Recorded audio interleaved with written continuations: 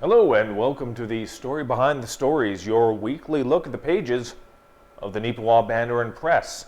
I'm Eoin Devereux, news and sports reporter with the Banner Press. Thank you very much for taking a little bit of your time to spend with us. This week I'm joined by Kira Paterson, news reporter with the Banner Press as well.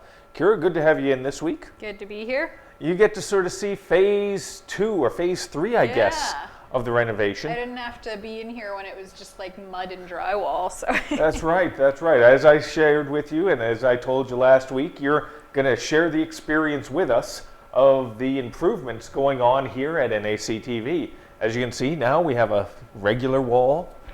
We're very impressed by the wall. We're very happy with it. It's a beautiful wall. Yep, so far so good. And they're going to make the wall even bigger and better and grander and, maybe 3D. It'll come right at you. Ooh. I don't know if they got the budget for that, but we'll find out. Talking about this week's paper, it seems apropos, the front page and its title. First off with NACTV changing. There's a lot of change going on in and around Neepawa, isn't there, Kira? There sure is. And one of those things that we've highlighted this week is the town of Neepawa's office facade. They have, months ago, I suppose, they repainted, and now they have a new sign up. That's right. Here you go. Once again, you'll have to pick up a hard copy of the Banner Press to get a closer look at it. But there it is. And don't fiddle with your color on your television. This is the color of the building, gray and black, or silver and black, whatever they want to call it.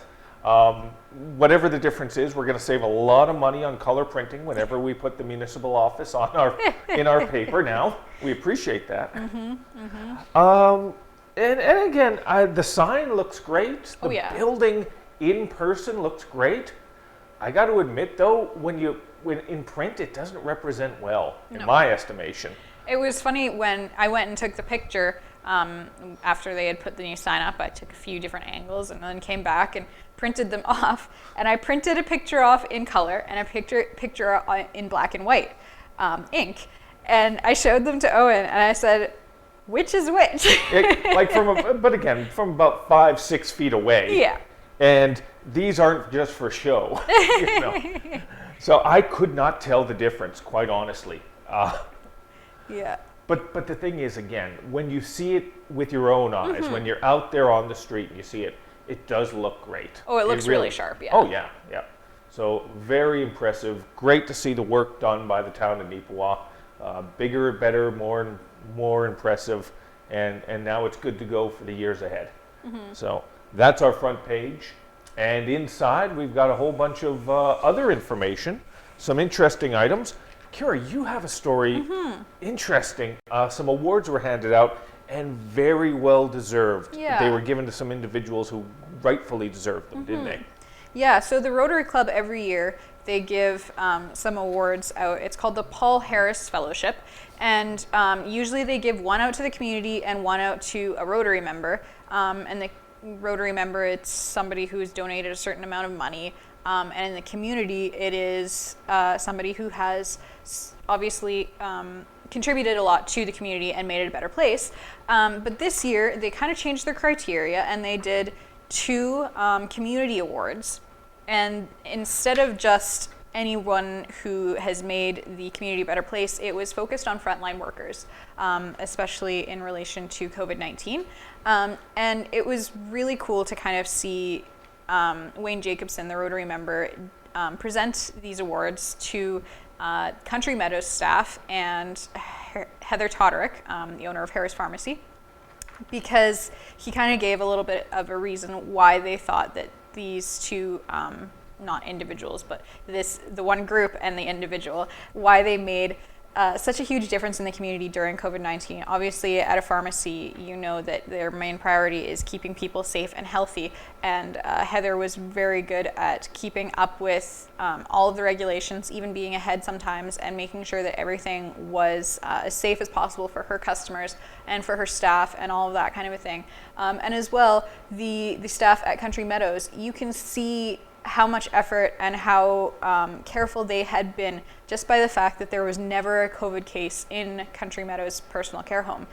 So very well deserved on both fronts. And I have a few quotes from both Heather and a representative from Country Meadows, as well as from Wayne Jacobson, on why the Rotary thought that they deserved it. So definitely give that a read, and if you see them, congratulate them, because that is one of Rotary's most prestigious awards. So. Well, it is great, and you can find that story. That is on page 2 of this week's edition of the Banner Press. Wonderful to be able to share that information and to share those experiences of those individuals throughout the past year, because as you're watching this, we are a year into this, the whole COVID experience.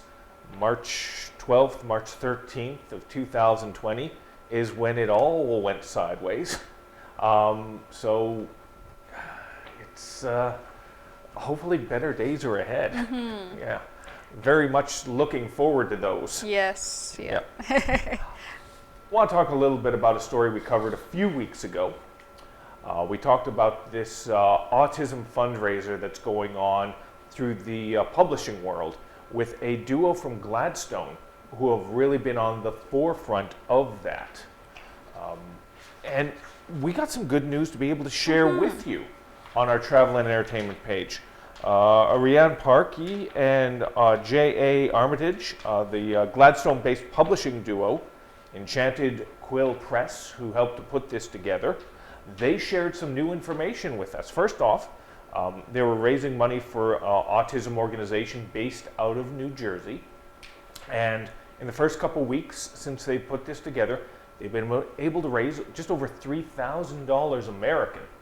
Now, even though that maybe that doesn't sound like an impressive number to you, but I was very pleased to hear that the money they've raised so far is actually good enough for them to be able to support this endeavor for over a 2-year period.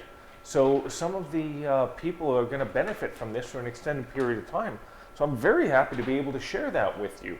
It was a story that was in about 2 weeks ago. We gave you the specific details about Enchanted Kingdom.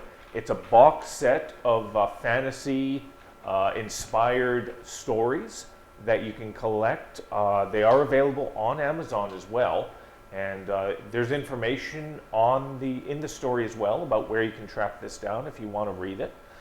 So it's wonderful. I was able to correspond with Rian again on this, and they're both just so happy that they were able to get this thing going and get the momentum happening. And the other thing they're happy about is they've actually hit the USA Today bestsellers list with Enchanted Kingdoms. It's 110, I think. Yep. And you got to remember, in the United States, the USA Today list and the New York Times bestseller lists, those two are considered the pinnacle for authors. When you hit those, that means something. So for them to be able to reach that point, it really is an accomplishment. So I got to commend them and all the different authors. There's just more than them that are a part of putting this together. You can find that out yourself if you check it out. It's on page 3 of this week's paper. Very much looking forward to the next update we can do, because I'm sure it's just going to get bigger and better from here.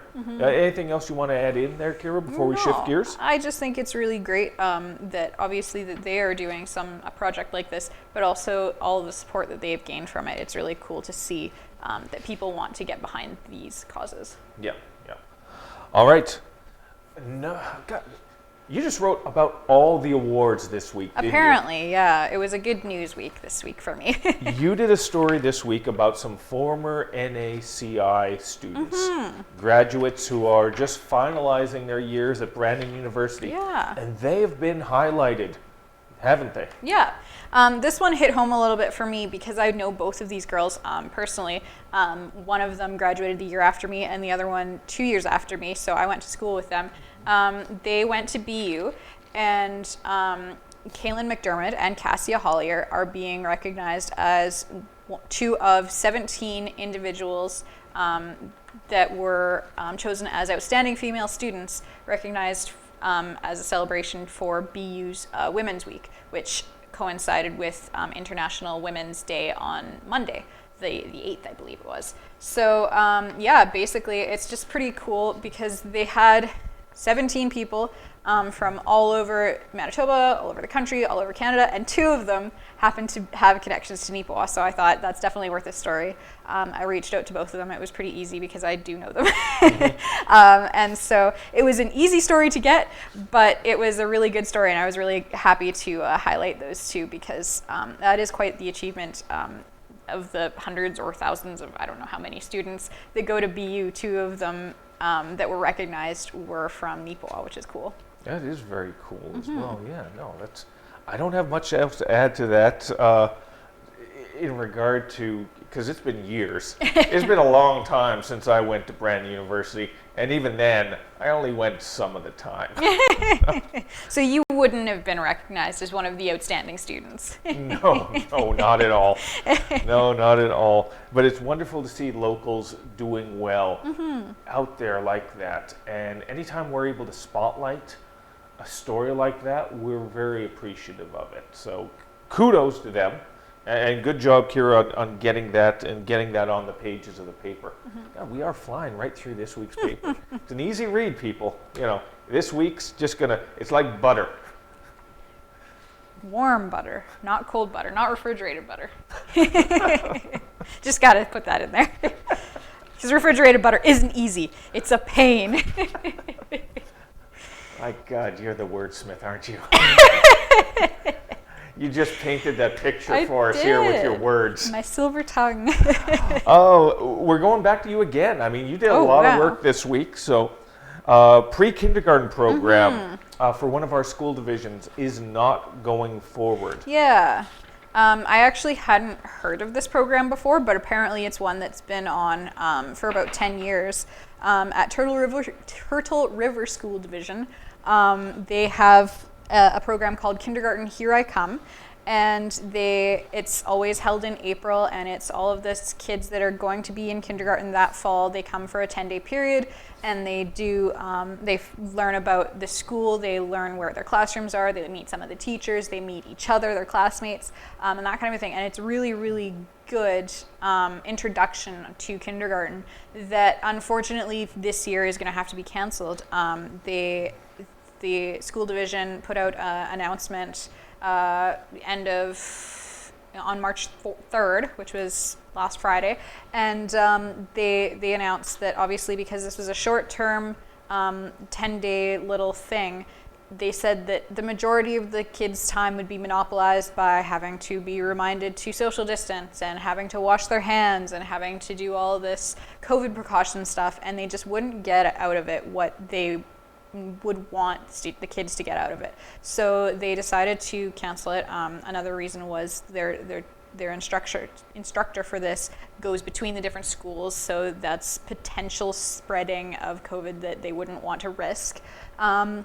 So yeah, they had a lot of good reasons behind it. They were obviously very disappointed that they did have to cancel it this year, but they're looking forward to doing it again next year. So if you haven't heard of that program, you can read a little bit about it, and you can read about why they decided to cancel it on page 9. That is unfortunate. It really is. And again, we're thinking right now that we're through the worst of all this COVID stuff, but there's still all these things that are getting altered and getting canceled. So, and we're still having new cases and that kind of a thing. So obviously there are people that really want to be very cautious, and especially the factor that you are putting your children in potentially a risky situation. They didn't want to put people in that, make them have to make that decision, obviously. So I think it's a smart choice, even though it feels like we're near the end of COVID. I think it's a smart choice on their part. It has nothing to do with the story, but it just popped into my head, because it's amazing when you think about all the different places, how they all different react to it. Here, we're still being cautious, we're still being precautionary, but then you look at a place like Texas, state of Texas, for example. I'm sure you've seen it in the news where they've opened everything up. You don't need to wear masks anymore. Everything's going to be full capacity. Major League Baseball season's going to be starting up soon, and one of the teams there, the Texas Rangers, can have 100% capacity. So their 40,000 seat stadium can have everybody in there, no masks, you're all good and all that. And it's It just seems a little backwards because they don't have their vaccines yet. It's like they're saying, okay, our vaccines are coming, so let's all get COVID before we can get them. Like, okay. But that's the worst part about it as well. Like, they are getting vaccines. Not everybody has vaccines, but they're getting them a lot quicker than we are. Yeah. That's for sure. It's true. But that's part of the reason as well. Our rollout here in Canada and here in Manitoba is a lot slower than it is in the US. So everybody, like the kindergarten program at the school division, is just taking their time. You know, why risk it in the grand scheme of things? Yeah, exactly. Yeah. And the fact that parents of kindergartners presumably aren't 80 or older, so they won't have had the chance to be vaccinated yet, obviously. So yeah, it makes sense that, especially for the younger populations, things are still going to have to be kind of temporarily put on hold until we can all be safer. Yeah. All right. Now we're going to talk about a story I wrote. I actually did write a story or two in this week's paper. Wow. Town council, as usual, they're out and about, they're doing their thing, they're getting work done. And they're talking about some new apartments, some new housing, and not on the CN property. Whoa. That's a bit of a change of pace. They're talking about some apartments that will be going up. And it's a 36-unit apartment complex. The plan is for the corner of Mountain and Cameron. Now, if you don't know off the top of your head, essentially you know that empty lot between Team Electronics building and the weed store. Is it the weed store in it? Yeah, the weed store. I'm sorry, I don't remember the name of the weed Prairie store. Trichomes. I did the story, so I know. It's a little suspect, you know that, Kira. I did the story, that's why I know. All right. Prairie Trichome. So that little space in between is going to have a 36 apartment complex set up. Technically 5 stories, but it's 4 stories above ground and then 1 underground. But because of the way it's set up on the hill, it's still going to be sort of it'll be there, but it'll be facing out. Yeah. It'll probably be a really cool So it's only view. like half underground. Yeah. So you still feel like you're above ground on the one side of the building, right? Exactly. That's where all the windows will be. It's like they took a 5-story building and just smashed it into the ground too hard. And half of the main level is underground, you know. But it's interesting. It's going to be regular housing as well. Regular. Like senior housing is irregular. That's not what I meant to imply. Totally not normal. But we talk a lot about senior housing in Neepawa. It seems verbatim, just forever. But this one is just going to be regular, sort of open to the general public type housing. And that's desperately needed as well. And just the location of it, I think, is going to be pretty cool. Yeah. But they made a few alterations to the plan. They're going to make it a little bit taller. Instead of about 45 feet tall, it's going to be 50 feet tall. It's going to be a Neepawa skyscraper. And some of the parking situations. I know it's dry. You know it's dry. Kira knows it's dry. But these are the types of stories that do matter in the grand scheme of a community, because they do help to sort of share the information of how the community is getting bigger and better. So I have to say, though, that one I had a little bit more interest in than I usually do with the council stories, just because I didn't know that was what was going on there. They talk about, oh yeah, that apartment complex that's going to be over there, and I'm like, wait, what apartment complex? It's going to be over where? Yep. So it is new news to me. I guess I wasn't paying attention last time they talked about it or something. But yeah, we knew that something was going to be developed there. I just didn't know what. Well, it makes sense though, because we have talked about it before in council, but it was just one of those little lines in the miscellaneous. So it's very easy for it just to slip through the cracks, as it were. But now some very specific details are out on that, and we expanded on it a bit. So that's what's happening there. And other things at council, like I said, council sometimes at the best of times is just it's still boring for a lot of people, but it's important work that does need to be looked after. And there's a couple other things that happened on there.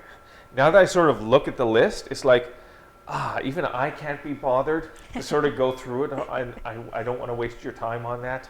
You can read the story, you can find out on it. Sometimes even, I admit, sometimes even myself, I get bored by some of my stories sometimes. So I don't take it personally. But you can find that story on there. Let's move on to something a little more interesting and a little more tasty. Yes. Last week's front page was all about the new ownership for Chicken Corral, which will soon be Chicken Delight. Chicken Chef. Chicken Chef, sorry. So many chicken places. So much chicken. And it just went over like gangbusters, I think, because whenever you went out and you looked around, it seemed like the papers were all scooped up. And I think part of that had to do with, Kira, you were able to track down and to come up with a very clever headline on that. People apparently like the puns, so that was unexpected. The plot chickens. Yeah, and that's why we're gonna bury it into the ground. You know, much like the signs, they are a changing. We're gonna ride this cash cow until the end. Is that how that metaphor goes? Yeah. You ride a cash cow. Okay, sure, we'll go with that. Oh, but we got an update. We had an opportunity to speak to a portion of the ownership group that is bringing Chicken Chef to Neepawa.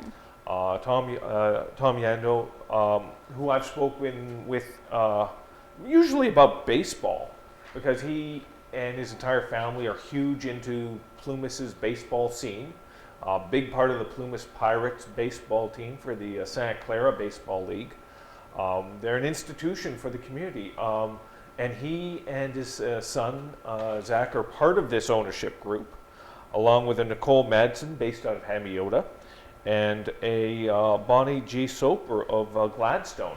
They are the collective that has come together and decided to look into purchasing a restaurant.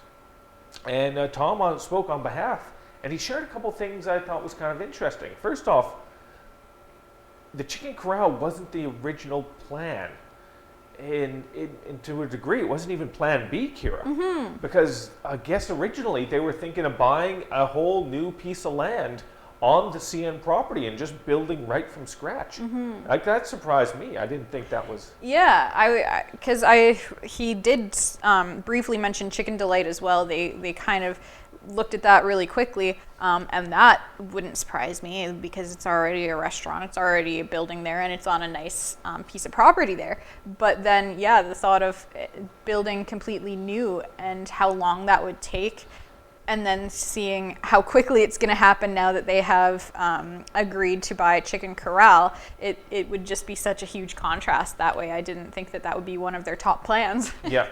No, it was very interesting because the buy just flat land and just build on it like that, it was like, wow, that feels like it would be so much more expensive. And he said the situation with Chicken Corral just sort of happened at the perfect time. It was just an opportunity that presented itself that they just couldn't pass up. So they formed the deal. They got the partnership all looked after. Kudos to them on that. They talked a little bit about what we can expect from Chicken Chef. They're not going to make many changes, unlike some restaurant franchises. And I actually removed a reference to one in particular from the story, but I'll share it here. Unlike McDonald's, for example, where you are locked down, a Big Mac has to be a Big Mac. The Shamrock Shakes have to be Shamrock Shakes. This is how you do it. There's no alterations. There's no tweaking whatsoever. With Chicken Chef, Kira, you're able to sort of tweak it a little bit. So he says there are going to be a few things, some local favorites that are still going to be there, which, again, I think a lot of local people were a little worried. Yeah, I think that's kind of a relief. It'll still have that flavor of being locally owned, locally operated, and locally influenced, right? The people that loved a certain thing at Chicken Corral they can potentially still expect to see that certain staple on the menu, which is exciting. Because each and every week, story behind the stories, each and every week, Kira and Diane, usually on the Tuesday, sometimes on the Wednesday, will check out the specials for Chicken Corral, see what sort of catches their attention, and they'll usually order something like, what was the item you guys recently This had? week, all week they had a special for their chicken poutine. Woo! And I love poutine and I love chicken, so it worked out perfectly. And one of the best things about Chicken Corral is that they deliver, and they deliver right to our office, right into our desks, basically, which is great. And one exciting thing is that Chicken Chef will still be delivering as well. But it was so great when they have those daily specials and those weekly specials, and you can just kind of keep it at the top of your mind, like, I wonder what Chicken Corral is serving today. What was the one thing you guys love each and every week? The fried... The fried pickles, deep fried pickles. Uh-huh. They are kind of one of our little personal favorites, both Diana and myself. The chicken poutine special was such a good deal that we couldn't get above the $15 minimum delivery charge just by ordering 2 of them. So we had to put some deep fried pickles on that order as well. So, yeah, Tom and the rest of the ownership group, just a little heads up for you. If you want to continue to consistently make money week in, week out, keep the fried pickles. Yes, that is a staple. It needs to be there. Yeah, and Tom said again, they will be doing some specialty things as well on the menu, and they'll be doing some specialty items as well. They want to make sure that people know that even though it's a franchise, it's still local and it's still going to cater to the local needs and desires. So that's fantastic. A sigh of relief for a lot of people, I'm sure. All right, last but not least, we've got discussion about the Neepawa Junior A Hockey Club. Recently, if you watch NAC TV on a consistent basis, you saw the telecast of their cash draw. Every year the team does it. It's one of their major fundraisers to keep the team afloat. $15,000 for the grand prize. And they announced the winner of that grand prize. So congratulations to them. This year it was Ray and Daryl Kobacki. And that was a good thing as well. We were talking about that in the office. This year almost all the winners, almost all of them were from Neepawa, which was fantastic. Yeah, it's always nice to see some local winners because they quite often are the ones that put in a lot of the donations, and they go and see the natives and they keep them afloat by buying tickets and all that kind of a thing too. So it's really nice to see their support get rewarded. Yeah, that was the big thing for this week for the team. You can check that out on the sports page. The next big thing, they got the Ag Expo. We're going to be talking about that in the near future. And then after that, I'm sure it's going to be the name change. The Neepawa, whatever they're going to be, is going to be announced. So that's going to be interesting. And we'll have that for you as well when it becomes public knowledge. So that's pretty much it for us for this week's edition. Kira, thank you very much for coming in and sort of walking us through all the stuff you wrote. Yep, there was a whole bunch. I always happen to be on here when I do all the work, so it makes me look really good. That's right. That's right. But in order to keep Kira busy, sometimes we need some of your help. So if you have story ideas or any suggestions for the paper, give us a call, 476-3401, the number we can be reached at, or news@neepawabanner.com. Any advertising you'd like to do, get in touch with us either at creative or at ads@neepawabanner.com. So, and we just want to hear from you. If you have a letter to send in, an opinion on a piece, a thumbs up, a thumbs down, we are your community paper. And we hope the community keeps involved with us because we love hearing from you. Even if you disagree with us, we want to know what you think. And we appreciate you reading our paper, and we appreciate you taking a few minutes each and every week and watching this show right here on the new and improved NAC TV. Ooh. It's so beautiful. It's so smooth. So for Kira Paterson, I am Eoin Devereux. Thank you very much for taking a little bit of time to learn a little bit about the stories behind the stories.